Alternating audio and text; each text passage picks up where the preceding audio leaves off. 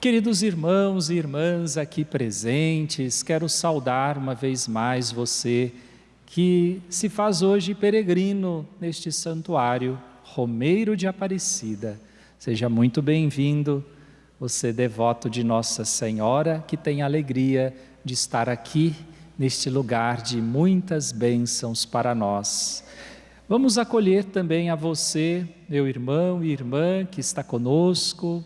Quero acolher a você que reza conosco através da TV Aparecida ou da Rádio Aparecida, ou também pelo portal a12.com. Que bonito termos sempre tantas pessoas unidas pela mesma fé, tantos que de muitas partes, de muitos lugares, se unem para rezar, se unem para testemunhar a fé, para agradecer a Deus.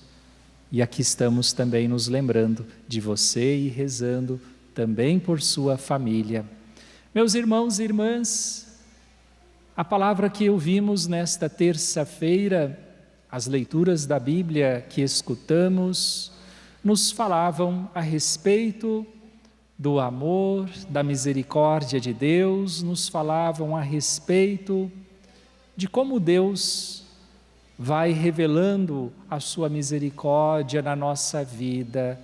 Nós que muitas vezes somos limitados, nós que muitas vezes somos condicionados por nossas atitudes, muitas vezes egoístas, muitas vezes fechados em nós mesmos. Vimos a história do rei Acabe, vimos na primeira leitura a continuação da leitura de ontem, aquela situação tão difícil, tão triste, em que o rei se encontrava. Ele que achava que poderia esconder a sua injustiça pelo poder que ele tinha. Mas nós vimos que não existe nenhum poder neste mundo que consegue ocultar a injustiça aos olhos de Deus. Deus sempre vê a injustiça e não se agrada com ela, não se agrada com o sofrimento e a dor de seus filhos e filhas. E o que havia acontecido com Nabot na primeira leitura era algo muito injusto. Por isso o rei padeceria as consequências daquela injustiça que ele praticou.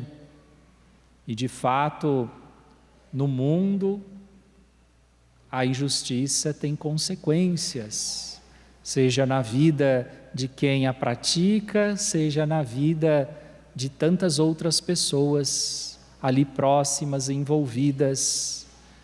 Nós devemos estar bastante atentos com as atitudes, com a maneira como nos colocamos, porque de fato nossas palavras, nossas escolhas, enfim, tudo aquilo que realizamos tem consequências para as nossas vidas. Mas Deus agiu com misericórdia. E realmente Deus é sempre misericordioso. Na Bíblia, em muitos momentos, nós encontramos esta característica que é apresentada em relação a Deus. Deus é clemente, é misericordioso. Ele vê o coração humano, não deixando de rejeitar a injustiça, não deixando de condenar a injustiça, mas Ele quer sempre o bem, Ele quer sempre a salvação, quer sempre o melhor para todos nós, para os seus filhos e filhas. E o rei Acabe experimenta desta misericórdia. O profeta Elias, que foi enviado por Deus para poder chamar a atenção do rei, para falar-lhe que ele não tinha sido justo, que ele tinha agido de maneira errada em relação àquela pessoa que perdeu a vida O profeta representa aqueles que Deus coloca no nosso caminho, que nos ajudam a descobrir o erro em que nos encontramos, a perceber o erro em que muitas vezes nos encontramos. O profeta é aquele que nos alerta para estarmos sempre vivendo na obediência, unidos ao Senhor, fazendo a vontade do Senhor. Lá no Evangelho nós ouvíamos Jesus falando aos discípulos que era necessário que o amor deles fosse um amor mais profundo. Jesus não quer que os seus discípulos sejam superficiais no amor. O nosso amor precisa ser como o amor de Deus, gratuito, generoso, um amor que simplesmente se oferece, se entrega por todos nós. Então, por isso que Jesus orienta aos discípulos: olha, vocês ouviram o que foi lhes dito, amai o que vos amam. Eu, porém, vos digo, amai os vossos inimigos e rezai por aqueles que vos perseguem. Vejam estas palavras que nos provocam, que nos fazem refletir realmente no que consiste ser discípulo de Jesus. Consiste em até mesmo amar os nossos inimigos.